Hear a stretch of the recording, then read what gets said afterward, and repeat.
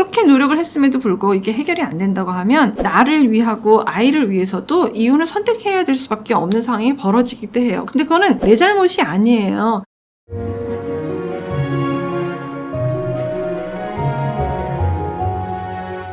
안녕하세요. 이주은 부부상담 원장 이주은입니다. 이번 시간에는 부모님의 이혼을 경험한 부인들이 내 자식한테는 이혼하는 가정을 주지 않으려고, 그 환경을 주고 싶은 마음이 없어서 정말 참으면서 가정생활을 해나가려고 애쓰시는 분들, 이런 분들에 대한 이야기를 좀 한번 같이 해볼까 싶습니다. 듣기만 해도 참 마음이 아프죠. 사례에선 굉장히 많은 퍼센트를 차지하고 있고, 너무 부당한 상황이 시댁에서 벌어지거나 남편한테 그런 취급을 받음에도 불구하고 말을 못하고 끙끙 앓는 그런 케이스들은 너무 많죠. 이분들의 마음이 어떤 걸까, 이걸 갖고 한번 생각을 해봤으면 좋겠어요. 부모님의 이혼이 너무 힘들었던 거죠. 갈등과 큰 싸움과, 그리고 또 내가 이제 뭐 학교를 다니면서 친구들하고서의 어떤 그 경험, 부모님이 있는 친구를 부러워했던 내 마음, 뭐 여러 가지가 있을 거예요. 그런 환경을 내 아이한테는 도저히 물려줄 수가 없는 거예요. 그러니까 남편하고 안 싸우는 거예요. 아이 앞에서 싸우는 걸 보여주는 게 좋은 건 아니겠지만, 다른 제3의 장소를 택해서라도 할 말은 분명히 하고 싸우기도 하고, 뭔가 이렇게 좀 부부가 좀 다시 이렇게 정화가 되고 뭐 이런 것들이 굉장히 필요한데, 싸움 자체를 아예 회피를 하는 그런 상황에 계신 부인들이 사실 의외로 많이 있거든요. 사실 지금의 부인은 아기 때가 아니잖아요. 지금은 성인이시잖아. 그렇기 때문에 지금 현재를 좀 직시를 해야 된다는 거를 같이 좀 얘기를 하고 있어요. 부인이 학교를 다녔을 적 옛날에는요, 우리나라 이혼율이 지금처럼 많지 않았어요. 한 반에 뭐 몇 명 있을까 말까? 그것도 너무 창피해서 드러내지 않고 말하지 않고 이제 이렇게 했었던 그런 시절을 겪었으니까, 부인 입장에서는 이혼은 너무너무 나쁘고 나를 너무 불편하게 하고 나를 막 올가매고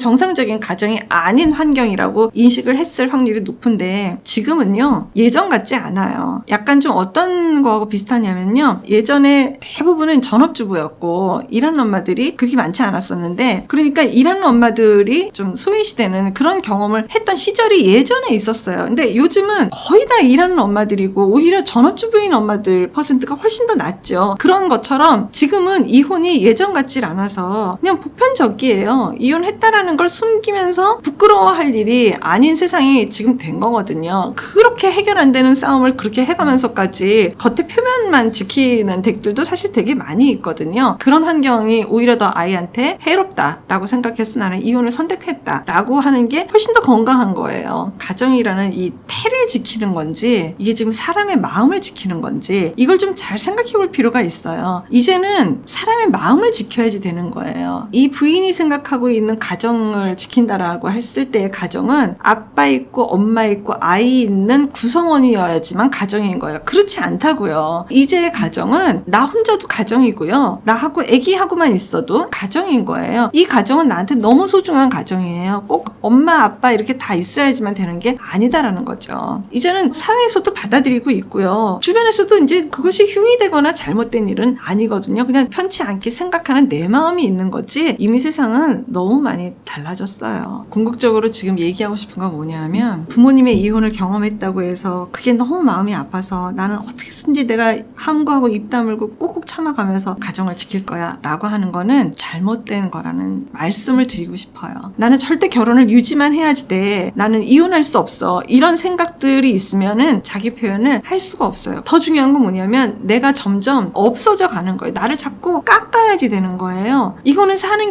게 아니에요. 그리고 이렇게 사는 건 정말 너무 잘못 사는 거예요. 배우자하고 뭔가 해결을 하든지 그렇게 노력을 했음에도 불구하고 이게 해결이 안 된다고 하면 나를 위하고 아이를 위해서도 이거는 이혼을 선택해야 될 수밖에 없는 상황이 벌어지기도 해요. 근데 그거는 내 잘못이 아니에요. 결혼은 5대5로 같이 하는 거지, 내가 9를 하고 저 사람이 1을 할 수도 없고, 나 혼자 입 다물고 지키고 내가 가정을 유지해야지 라고 한다고 해서 되는 일이 아니다라는 거죠.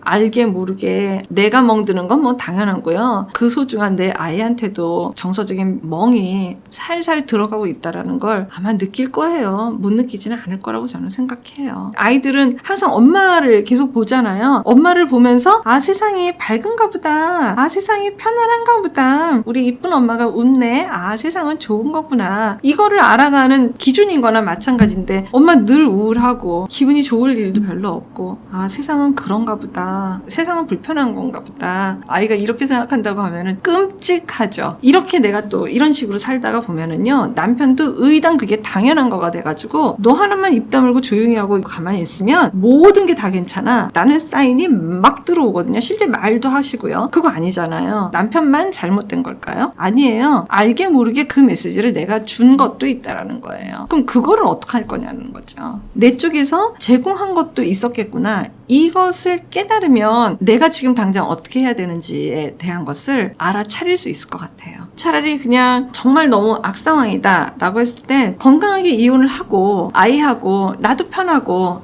너도 편하고 그렇게 해서 그냥 사는 게 아이 정서로는 더 나을걸요. 아닌 척하면서 아이를 성장시키는 거는 그 상처받은 그 멍이 훨씬 깊고 정말 성인이 돼서도 그것에 대한 지배를 계속 받을 수밖에 없으니까 그거는 정말 아니라고 생각합니다. 건강한 부부 애착이 나라를 살립니다. 오늘도 영상 시청해주셔서 감사합니다. 고맙습니다.